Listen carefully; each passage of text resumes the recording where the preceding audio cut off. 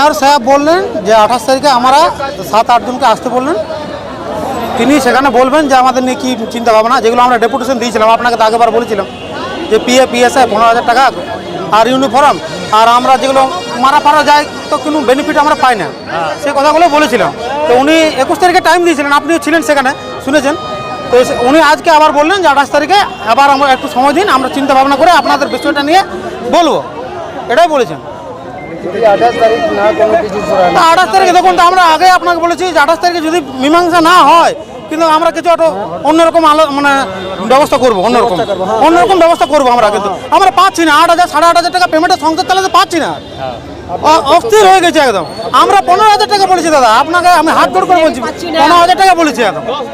আর কত বলবো বলুন? 21 তারিখে বলেছিলেন, আপনি ছিলেন সেখানে, শুনেছেন আপনি সে কথাটা, আর সেই কাগজটা রয়েছে আপনার কাছে। 28 তারিখে যদি আপনাদের সব কথা মেনে নিল, হ্যাঁ, আর যদি না মানে তাহলে কি হবে? না মানলে যে আপনাকে বললাম আমরা রাস্তায় বসবো, হরতাল করবো, যা করে সেটাই করবো, ঠিক আছে? তো আমরা কোনো নেতা লোক দাদা, সব একদম বুঝতে পারছি, পেটে চলে এসছি, দাদা। আমার নাম অরুণ বাউরি। ওরা অনেক অনেক অনেক ডিমান্ড নিয়ে যেগুলো ওদের দরকার, বেতন বাড়ানো, PSI যা যা সিস্টেম আছে, সেই সিস্টেমগুলোর জন্য ওরা চিঠি করেছিল। আজকে ওরা দেখা করতে এসেছিল।